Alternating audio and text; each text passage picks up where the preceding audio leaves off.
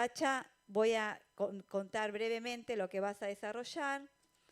Es un montón que estés acá. Para nosotros venimos fortaleciendo una construcción con la FUPE hace un tiempo, así que también fortalecer ahí el trabajo que venimos haciendo. Sacha analizará el avance de las nuevas derechas y las transformaciones sociales, culturales y políticas que ponen en riesgo derechos conquistados. Reflexionará sobre la expansión de los discursos del odio, la desinformación y la precarización económica como formas de disciplinamiento social. Subrayará el rol de las organizaciones comunitarias como espacios de resistencia, solidaridad y defensa democrática. Su intervención destacará la necesidad de reconstruir consensos sociales amplios y fortalecer prácticas colectivas frente a las amenazas actuales. Adelante, Sacha. Hola, hola. ¿Se escucha bien? Bueno, ante todo, muchas gracias por la invitación, gracias Sonia, gracias Pamela, gracias por la invitación, gracias a todo el gobierno y a todos los funcionarios del gobierno de Tierra del Fuego. Para mí es un honor poder estar en este primer congreso. Más allá de la grandilocuencia, que siempre me da mucha vergüenza de todas las cosas lindas que dicen, para los que ya me conocen, simplemente Sacha, soy un militante del campo popular, así que un compañero más. En principio, esa aclaración.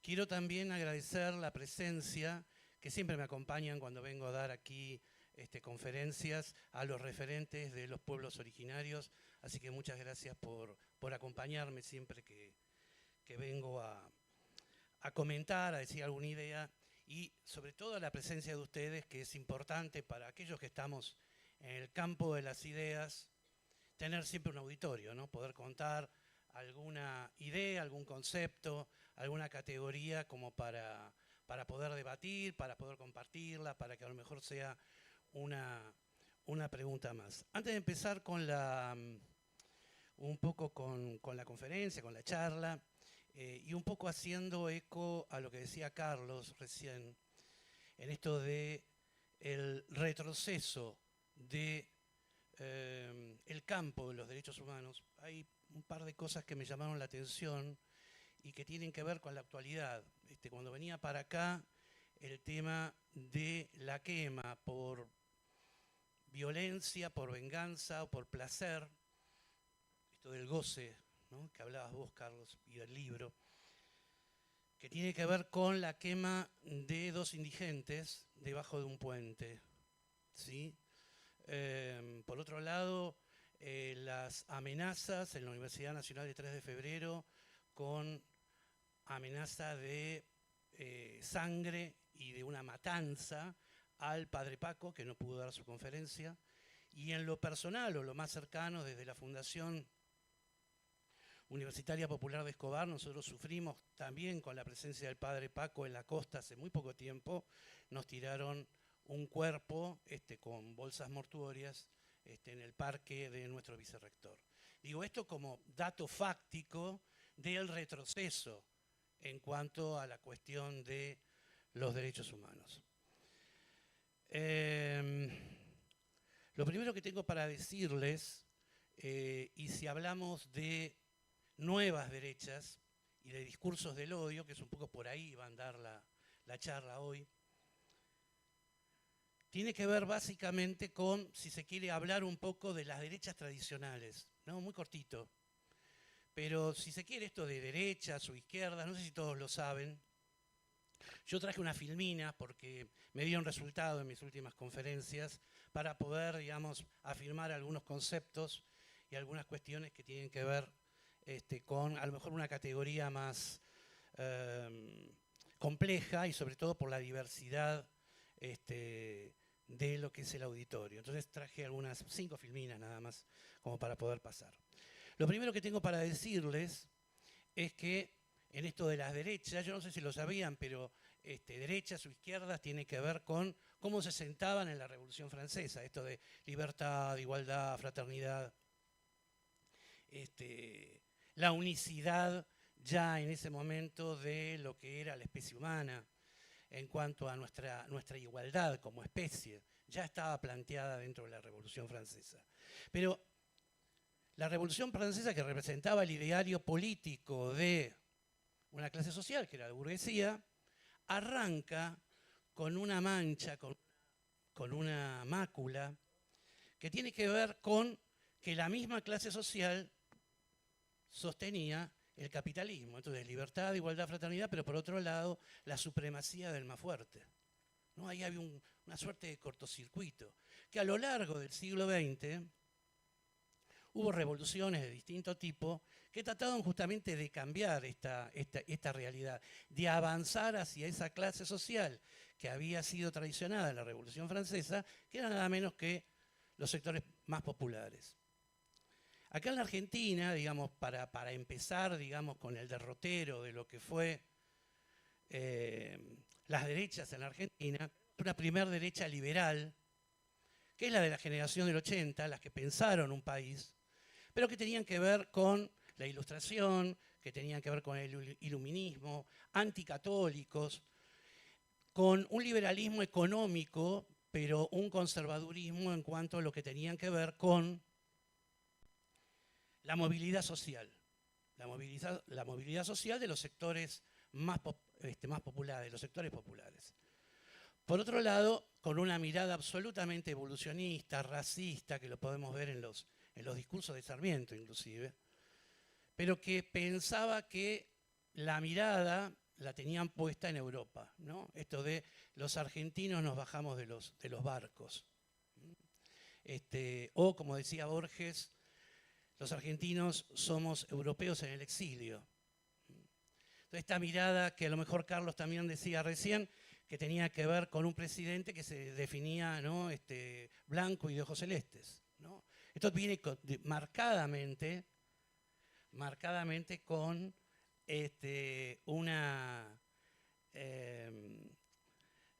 una cuestión que es racista desde su inicio. Y por otro lado, la reacción a esto, que eran las derechas nacionalistas.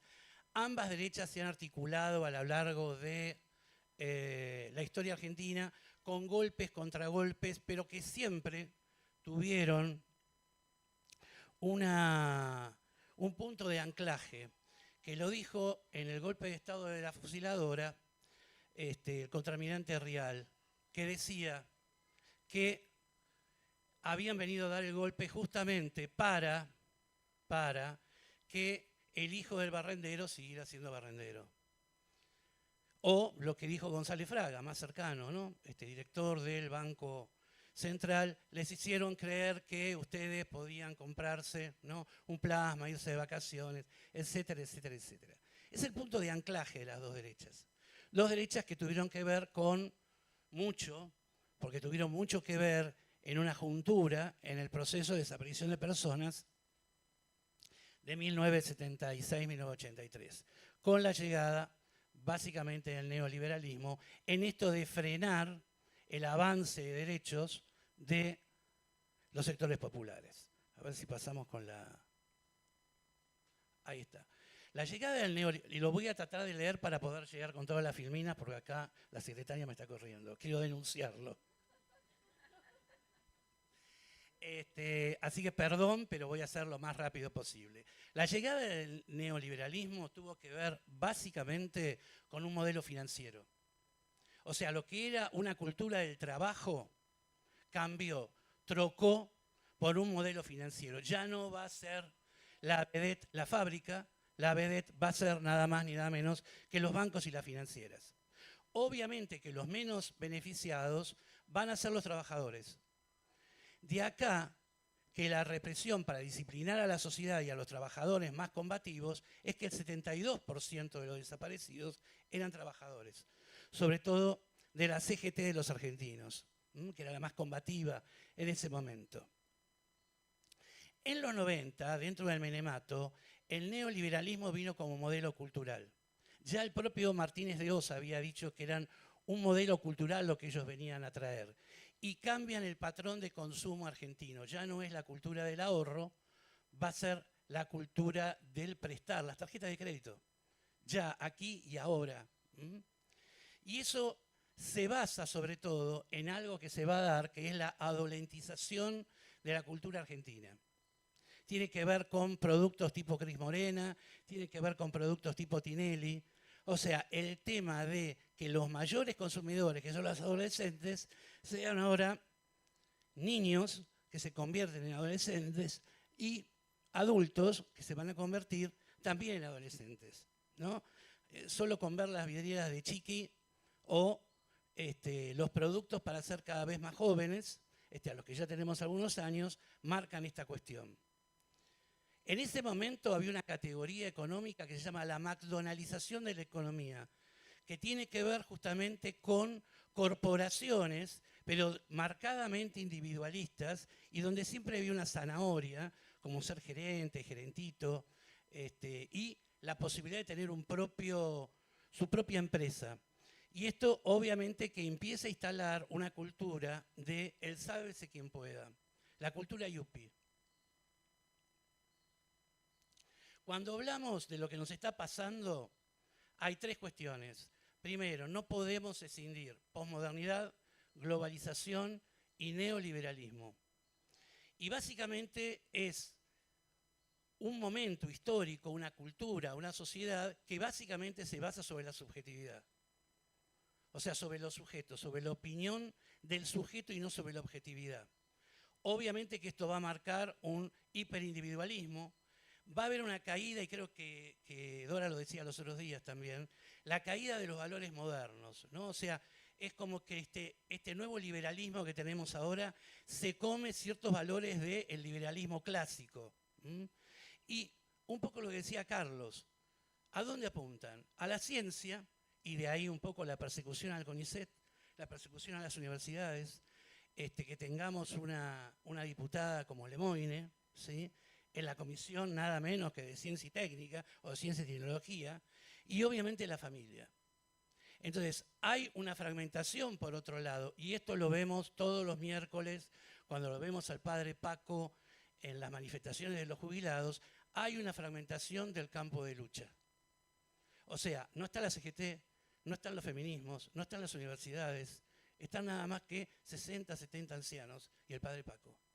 O sea, esto que antes veíamos a lo mejor en las manifestaciones de Tosco, con todo el cordobazo, con toda una sociedad que marchaba junta, ahora la vemos absolutamente fragmentada. Esto es una conquista que tuvo el neoliberalismo.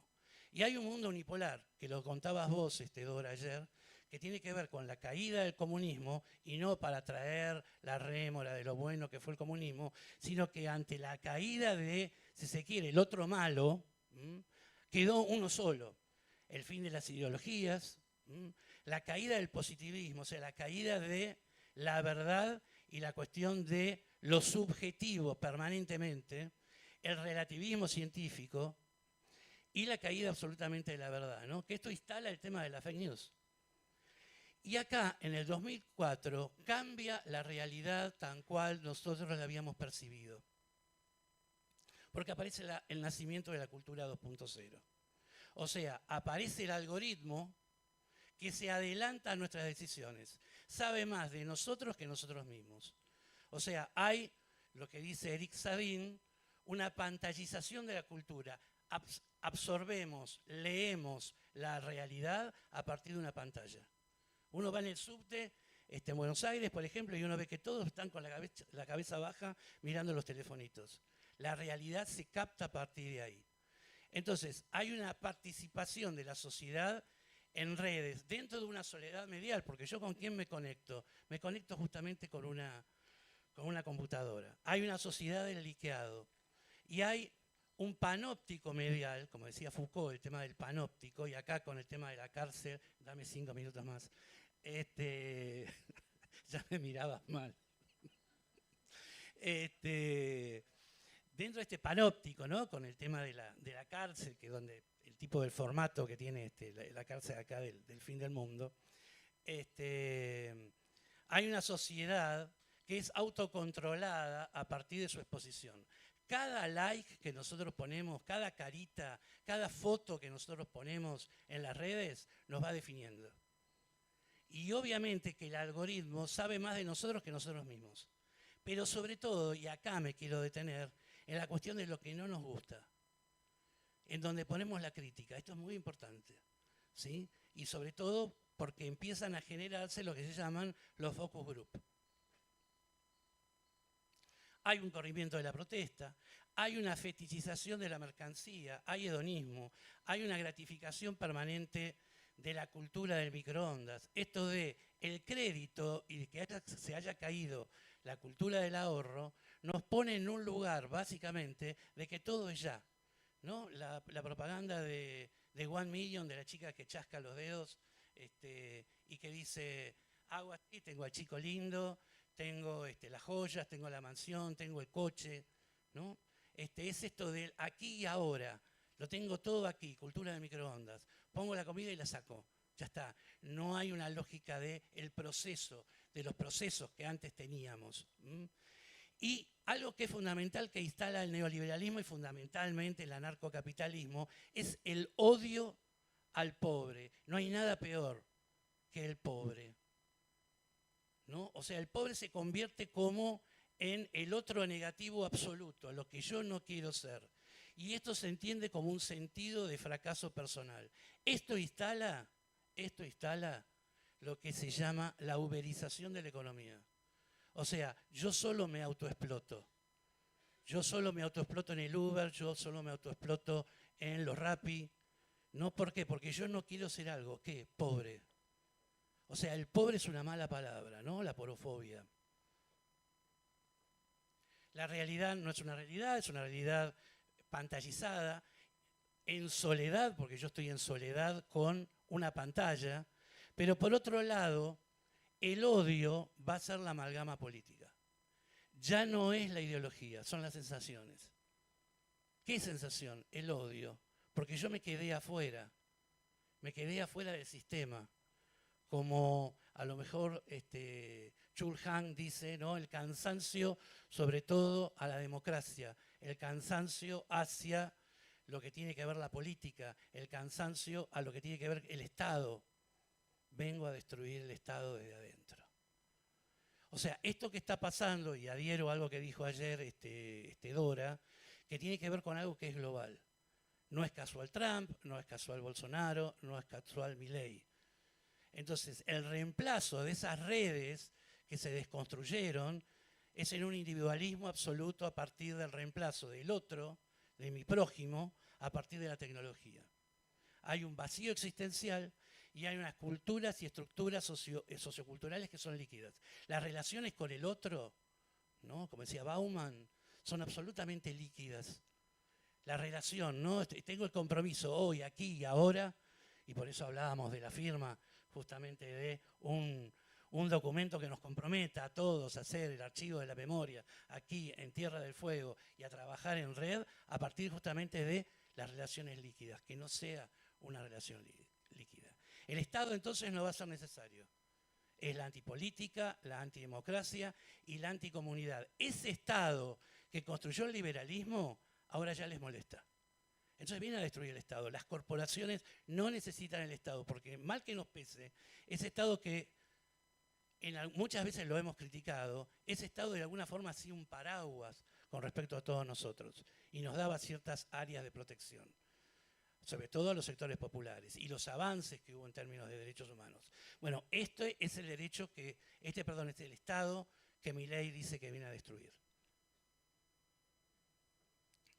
No estoy. Un minuto. Gracias. Gracias, secretaria. Ya es mi jefa, ya me manda. Todavía no vine y ya me mandas. Entonces, la verdad, como no necesaria y solamente la emoción, y el referente es el odio. ¿Por qué? Porque el algoritmo, ¿cómo construye? Sabe todo lo que a nosotros no nos gusta. Se adelanta con nosotros y entonces empieza a tirarnos nafta al incendio, ¿no? Por ejemplo, doy un solo ejemplo. Alberto Fernández, la pandemia, todos guardados, Alberto Fernández con un cumpleaños o una fiesta en Olivos. Entonces empiezo a cargar, ¿viste? Vos no pudiste despedir a tus familiares, pero él estaba él estaba en una fiesta. Y así, y tiro, y tiro, y tiro desde las redes. La realidad se ve desde las redes. Y yo tiro nafta, y nafta, y nafta, y nafta desde las redes para construir, ¿qué? Odio. Porque la nueva política se construye no desde la ideología, se construye desde las emociones. ¿Qué emoción? El odio. Entonces, cuando ya tengo todo a punto caramelo, pasa esto, que no es una frase mía, sino que es de Umberto Eco.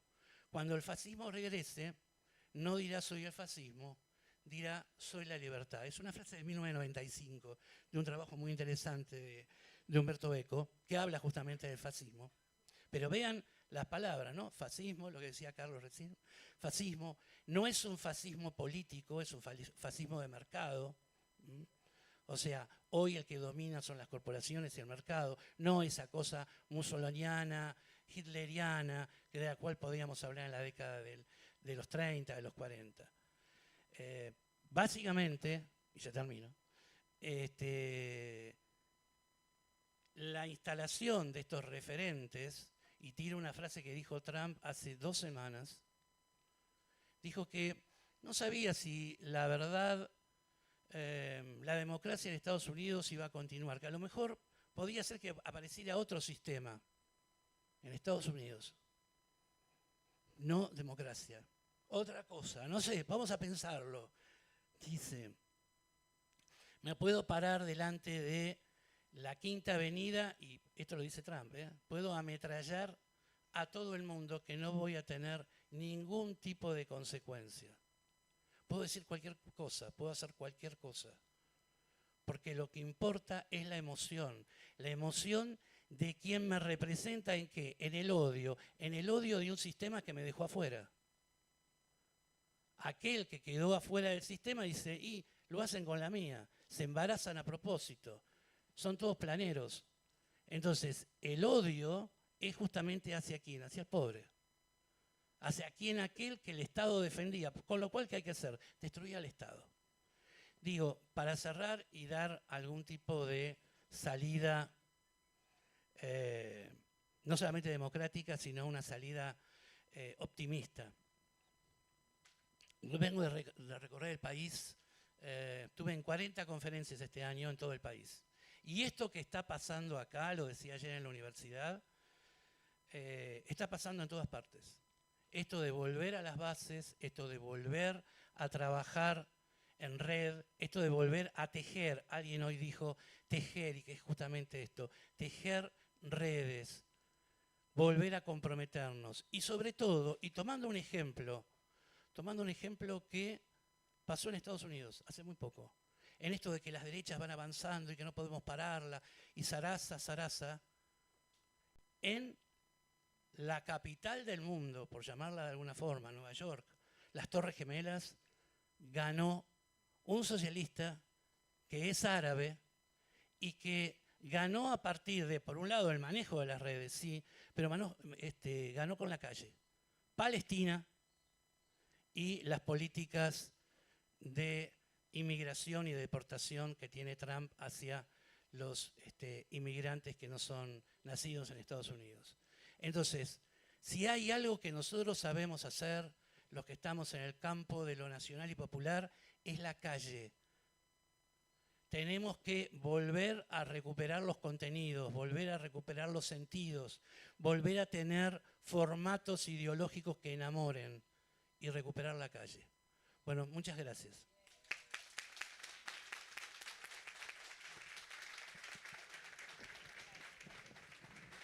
Perdón, no quiero ser tirana con el tiempo, pero como tenemos un montón de panelistas y queremos dar lugar a todos, la verdad que excelente la exposición, Sacha, y vamos a tener otros espacios interesantes de escucha. Yo tomo algunas cosas que vos decías y nada más cortito. Yo soy hija de mis abuelos, eran campesinos inmigrantes, y hablando de la movilidad social ascendente,